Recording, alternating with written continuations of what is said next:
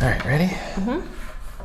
Hey everybody, I'm Jake McAfee, real estate agent here in Fort Wayne, Indiana with the McAfee Home Group. Today I'm joined by Heather Ree. Heather, how you doing? I'm good, thanks. Good, good. So today we're coming to talk about Airbnb and more specifically investing in Airbnb. Right now, Airbnb is cool, it's trendy, it's the hot new thing, and that can lead to mistakes. That's when you get away from fundamentals and you can make decisions that maybe come back to bite you. I do want to preface before we jump in, we do both agree that Airbnb is a great investment. The returns are higher than buy and hold, and it can be a wonderful thing. However, today we're going to talk about some of the downsides. If we're going to be honest with investing and investing options, we can't always talk about the upsides only. We want to bring you some of the downsides as people that have both owned and managed Airbnb. So for starters, it is not passive income. So, buy and hold, if you've got a property that's in pretty good shape, you've got good tenants, things are going to break. There's definitely a need for property managers and you will spend time on it. However, if you get in the right setup, you can have a very, very low maintenance investment. That is not Airbnb.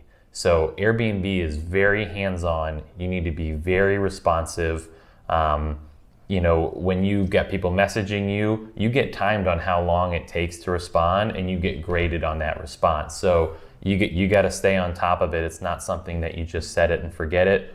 The other thing is, this is an example of how hands-on you need to be. Like on days of move in and move out, let's say checkout's at 10 or 11 and move in is at 2 or 3, that's a 4-hour window, give or take, where if any issue comes up, you've got to get it taken care of fast. So you need to have the infrastructure or the ability to handle that. An example I have is I had a time a guest took down all the smoke detectors and smoked in the house, even though our house was no smoking. And we had someone with a baby checking in that day. So we were fortunate enough, my cleaner got there right after checkout. She opened up the whole house, got it off. We got some chemicals, fumigated the whole place. She basically scrubbed everything, the walls, all of it, and no issues. We were able to get it done. But if we hadn't done that, we would have got a bad review. And as we'll cover later, reviews are the lifeblood of your business. I don't know if you have anything that you want to add to that. Yes, I had a similar situation where a guest had broke the entertainment center and we had to have it replaced before the next check-in, which was in a couple of hours. So fortunately, I had one in storage that I could just swap out. But if I wouldn't have, I would have had to find one, install it, maybe put it together, and then put the TV back on and all wired up before the next guest came in, on top of cleaning and restocking it. So there is, a very small window to do a lot of things that you don't know about until you get there. Exactly. So you want to get in right after checkout when possible to make sure that you have time to react. And the important thing to remember is if you have, 50 good stays in a row, but you have one issue, well, that guest doesn't care about the 50 good stays in a row because they weren't there. All they care about is what was their experience like while they were there. And if it's bad, you're going to get a bad review, and we'll cover, how costly that can be. So it is not passive income. It's very hands-on, and either you yourself or whoever you're paying to do it needs to be equipped to handle it. Number 2 is while there is insurance policies in place and there are protections for the host, Airbnb tends to favor the guest a little bit. And I understand why. This totally makes sense, because if guests stop traveling and guests start having bad experiences, the business dies. So they need guests to keep using them. However, that's caused some issues with me where, I felt like there was things that could have been changed or done differently, and they kind of sided with the guest. I don't know if you have any experiences, Dad, with that, but no. But Airbnb is very customer friendly. They, have a lot of customer service, and it's more towards their customers, so that the customer will keep staying with Airbnb instead of a hotel. Yep, exactly. So again, it makes sense, but you just need to know that they're going to skew towards the guest. So we talked about reviews. So we live in a review-based economy. Reviews are incredibly important. And if a guest leaves a bad review, it can really hurt your business. So to remain a super host, you need to maintain a 4.8 star average. And then Yes. what else? You said like 100 stays? You have to have 100 stays, 4.8 out of 5 stars. Okay. And so, an example I had was early on in the process, I had a guest stay and he gave me a 3 in cleanliness, which was weird because my place was so clean. It was a newly renovated house. And in the comment he wrote, he did the 3 in cleanliness because the floors sloped, which that makes no sense at all. But I challenged it with Airbnb and they said they were going to uphold it. And, when you've got hundreds of reviews, one of those one-offs isn't a very big deal. But at the time I didn't have a lot. So I had all 5s and then that 3, and that really hurt me. I was eventually able to get Superhost status, but that was definitely very costly in the short term. So you want to do everything you can, whether there's an issue, to be very responsive or try to prevent as many issues as you can. And I specifically started asking for 5 stars. I would say, if you had a good experience, please leave us a 5-star instead of just sitting back and hoping that they did it.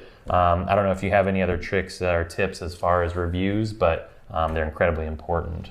Nope, that's good. Yep. So the other thing to remember, the 4th tip is it's a bigger investment up front than buy and hold. So, with buy and hold, if you're buying a duplex or single family home, you pretty much buy it, make sure it's functional, make sure it's clean, and then you turn it over to a tenant.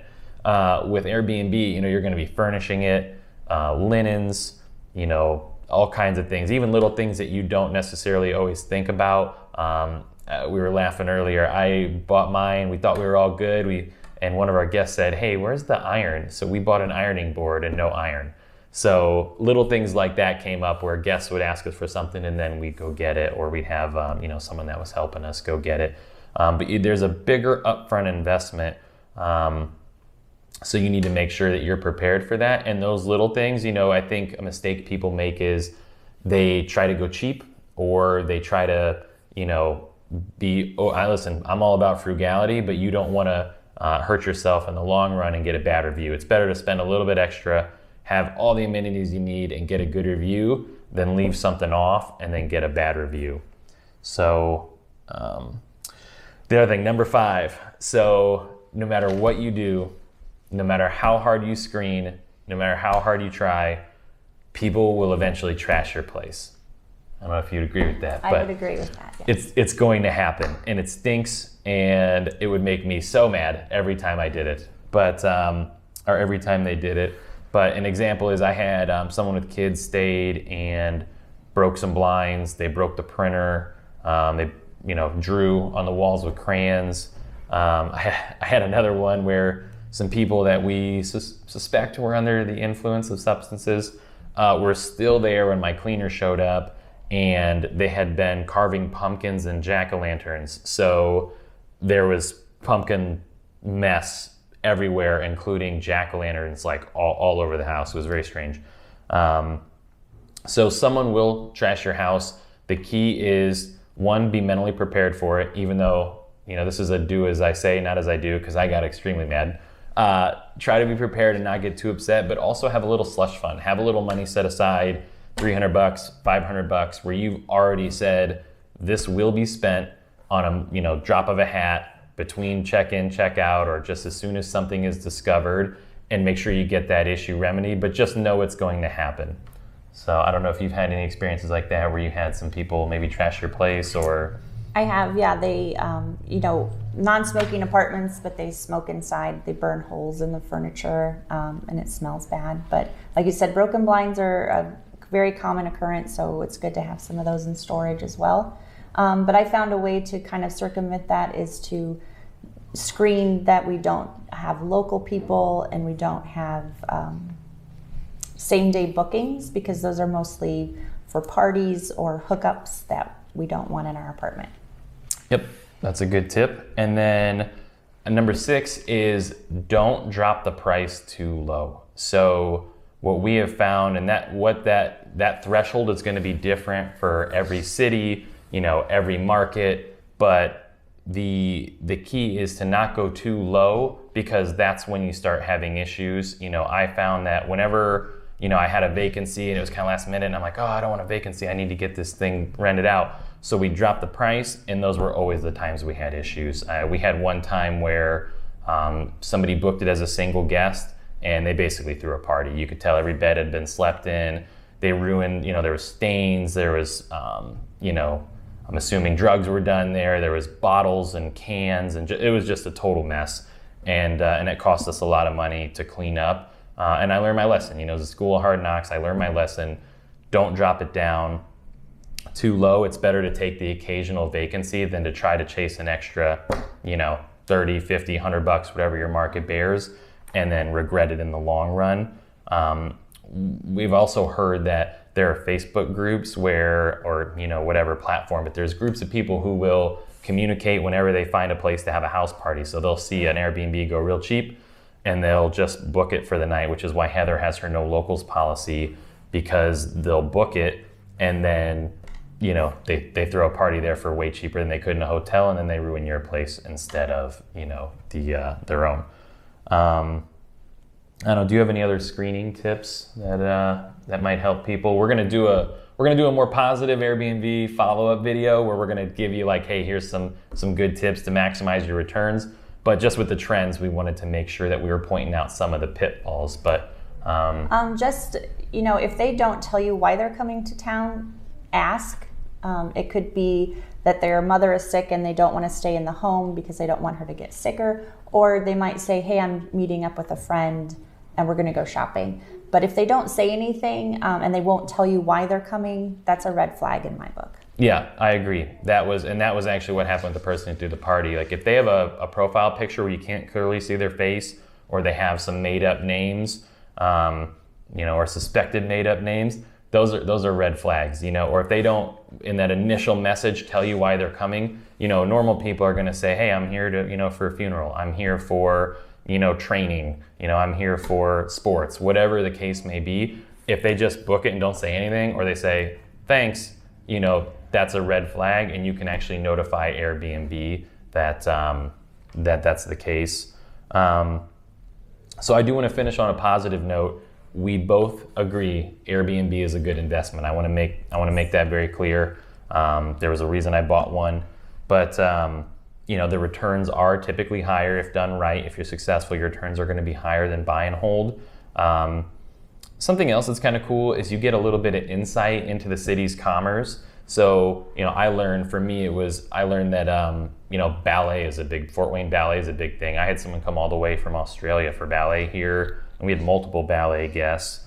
We had lots of people coming for sports. I knew sports was a big thing, but I didn't realize Fort Wayne was a traveling sports hub. So we had all kinds of, AAU tournaments, families, stuff like that staying with us.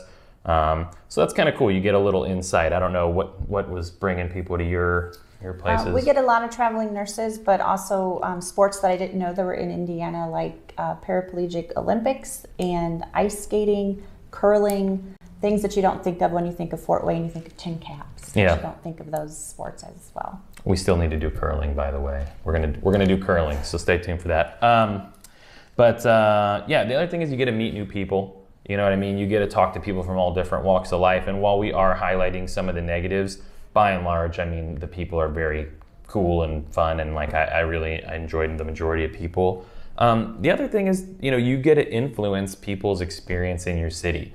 And, if that's not important to you, then maybe you shouldn't be in the hospitality business. But to me, I thought it was incredibly important. I wanted people to like Fort Wayne. I wanted people to have a good time here. So, having some bars, restaurants, little coffee shops, diners, kind of off the wall places or under the radar spots handy for them can really affect their stay. Or if they're coming for a funeral, they're not going to go out and maybe have fun, but if you give them a clean, comfortable, safe place to mourn, I think that can really affect someone. And so you do have the power to positively affect someone's life. And I think that's pretty cool.